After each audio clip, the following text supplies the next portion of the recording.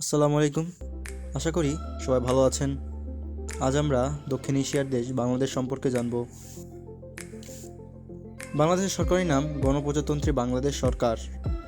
ভৌগোলিকভাবে বাংলাদেশের পশ্চিমে ভারতের পশ্চিমবঙ্গ ও উত্তরে আসাম ও মেঘালয়, পশ্চিমবঙ্গ, পূর্ব সীমান্তে আসাম, ত্রিপুরা ও মিজোরাম, দক্ষিণ পূর্ব সীমান্তে মিয়ানমারের চীন ও রাখাইন রাজ্য ও দক্ষিণ উপকূলের দিকে বঙ্গোপসাগর। এই দেশটি হলো পৃথিবীর বৃহত্তম বদ্বীপ এবং পৃথিবীর জনবহুল দেশগুলোর মধ্যে একটি। তো চলুন বাংলাদেশ সম্পর্কে আরও জানা যাক। সকল অজানা ও গুরুত্বপূর্ণ তথ্যগুলো জেনে নেই। বাংলাদেশের ইতিহাস প্রায় 4000 বেশি সময়ের পুরনো ইতিহাস। প্রথম ষষ্ঠ ও সপ্তম শতাব্দীতে বখতিয়ার খলজির মাধ্যমে এ অঞ্চলে ইসলামের আগমন ঘটে। শাহী বাংলা নামে সুলতান শামসুদ্দীন ইলিয়াস শাহ কর্তৃক শাসিত হয় এবং পরে অবশ্য এই অঞ্চলটি মুঘলদের অধীনে চলে যায়। মুঘল সাম্রাজ্যের সবচেয়ে ধনী রাজ্য ছিল এই সুভা বাংলা।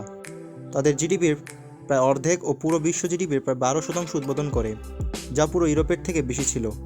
বাংলার শেষ নবাব সিরাজউদ্দৌলা 1757 সালে পলাশীর প্রান্তরে ইস্ট ইন্ডিয়া কোম্পানির হাতে পতন হলে এই অঞ্চল ব্রিটিশদের হাতে চলে যায়। 1947 সালে ভারতীয় উপমহাদেশ ভাগের পর এটি ইস্ট পাকিস্তানের নামে পরিচিত হয়। পশ্চিম পাকিস্তানের অন্যায়ের প্রতিবাদে দীর্ঘ 9 মাসের যুদ্ধের পর 1971 সালে বর্তমান বাংলাদেশ প্রতিষ্ঠিত হয়। 1,48,460 বর্গ কিলোমিটার আয়তনের এই দেশটিতে বাস করে প্রায় 16,98,28,911 জন। এই দেশটির জনসংখ্যায় বিশ্বে অবস্থান 8ম ও আয়তনে বিশ্বে অবস্থান 92তম। এদেশের প্রধান ভাষা ও সরকারি ভাষা হলো বাংলা। এছাড়া প্রাতিষ্ঠানিক কাজে ইংরেজি ও ক্ষুদ্র নৃগোষ্ঠীরা নিজেদের ভাষায় কথা বলে। এদেশের 91.04% মানুষ ইসলাম ধর্ম পালন করে থাকে।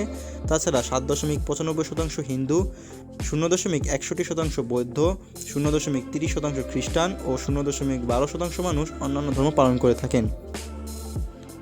ঢাকা হলো বাংলাদেশের রাজধানী ও বৃহত্তম শহর।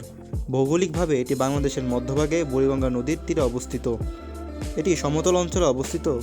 ঢাকা দক্ষিণ এশিয়ার মুম্বাইয়ের পর দ্বিতীয় বৃহত্তম অর্থনীতি শহর। এই শহরের মোট জনসংখ্যা 3,66,00,000 বা জনসংখ্যা হিসেবে এশিয়ার দ্বিতীয় বৃহত্তম ও বিশ্বের 6ষ্ঠতম বৃহত্তম শহর। ঢাকাকে মসজিদের শহরও বলা হয়। ঢাকা হলো দক্ষিণ এশিয়ার অন্যতম প্রধান সাংস্কৃতিক, শিক্ষা ও বাণিজ্য কেন্দ্র। দেশটিতে একটি নাতিশীতোষ্ণ জলবায়ু বিদ্যমান। কর্কট ক্রান্তি রেখার ওপর অবস্থানের কারণে বাংলাদেশের জলবায়ু ক্রান্তীয়। অক্টোবর থেকে মার্চ মাস পর্যন্ত হালকা শীত ও মার্চ থেকে জুন মাস পর্যন্ত গরম, আর্দ্র ও গ্রীষ্ম পরিবেশ বিদ্যমান। দীর্ঘস্থায়ী উষ্ণ ও আর্দ্র বর্ষাকাল জুন থেকে অক্টোবর পর্যন্ত বিরাজ করে, যা দেশটির বেশিরভাগ বৃষ্টিপাতের উৎস। দেশটির জলবায়ু পরিবর্তনের কারণে সারা বছরে বন্যা, ঘূর্ণিঝড়ের মতো অন্যান্য প্রাকৃতিক দুর্যোগগুলো দেখা যায়। বাংলাদেশ একটি নদীমাতৃক দেশ। এই দেশটির ওপর দিয়ে প্রায় 57টি আন্তর্জাতিক নদী বয়ে গেছে। এই নদীগুলোর জন্য বাংলাদেশের মাটি অনেক উর্বর। বাংলাদেশের বৃহত্তম নদী হলো মেঘনা। ঢাকা বুড়িগঙ্গার নদীর তীরে অবস্থিত। বাংলাদেশের মাটির উর্বরতা বজায় রাখতে সাহায্য করে এসব নদীগুলো। বাংলাদেশের সবচেয়ে বড় পর্বত বা পাহাড় হলো বিজয় তাজিং ডং। বাংলাদেশের মোট উপকূলীয় সীমা হচ্ছে 47,201 বর্গ কিলোমিটার। কক্সবাজার হলো উপকূলীয় একটি অঞ্চল। এটি বাংলাদেশের অন্যতম পর্যটন অঞ্চল। এই অঞ্চলটি সমুদ্র সৈকত, প্রাকৃতিক সৌন্দর্য ও প্রাকৃতিক দৃশ্যের জন্য অনেক জনপ্রিয়। এটি বিশ্বের দীর্ঘতম প্রাকৃতিক সমুদ্র সৈকতের মধ্যে সবচেয়ে বড়। সুন্দরবন হলো বাংলাদেশের উপকূলবর্তী অঞ্চলে অবস্থিত প্রশস্ত বনভূমি। এটি বিশ্বের সবচেয়ে বড় ম্যানগ্রোভ বন। বাংলাদেশের 6,517 বর্গ কিলোমিটার অঞ্চল জুড়ে এই বন অবস্থিত। বাকি অঞ্চল ভারতে অবস্থিত। এই বনে বাস করে বাংলাদেশের জাতীয় পশু রয়্যাল বেঙ্গল টাইগার। 1997 সালে ইউনেস্কো বিশ্ব ঐতিহ্যবাহী স্থান হিসেবে স্বীকৃতি লাভ করে সুন্দরবন। এটি বাংলাদেশের অনেক প্রাণীর বাসস্থান। এই বনটিতে 290টি পাখি, 120টি মাছ, 42টি স্তন্যপায়ী, 35টি সরীসৃপ এবং 4টি উভচর প্রজাতি সহ মোট 453টি বন্যপ্রাণীর বাসস্থান। সেন্ট মার্টিন দ্বীপটি বাংলাদেশের সর্বদক্ষিণে বঙ্গোপসাগরের উত্তর পূর্বাংশে অবস্থিত। এটি বাংলাদেশের একমাত্র প্রবাল দ্বীপ। এই দ্বীপে প্রায় 66টি প্রজাতির প্রবাল সহ অনেক মাছ ও প্রাণীর আবাসস্থল। এছাড়া বাংলাদেশের পর্যটন খাতটি উন্নতি করছে ও দ্রুত বর্ধমান খাতের মধ্যে অন্যতম। বাংলাদেশের প্রাকৃতিক সম্পদের মধ্যে রয়েছে প্রাকৃতিক গ্যাস ও কয়লা, কিন্তু প্রাকৃতিক গ্যাস খুবই অন্যতম ও সবচেয়ে বেশি পাওয়া যায়। এটি দেশটির প্রধান শক্তির উৎস, যা প্রায় 70 থেকে 80% বাণিজ্যিক শক্তি সরবরাহ করে। এছাড়া কয়লা, বনজ সম্পদ, মাটি, কৃষি ইত্যাদি বাংলাদেশের অন্যতম প্রাকৃতিক সম্পদের মধ্যে রয়েছে। বাংলাদেশের সাক্ষরতার হার দিনে দিনে বাড়ছে। সাক্ষরতার হার প্রায় ৭৭.৯%। এখনও ২২% মানুষ নিরক্ষর।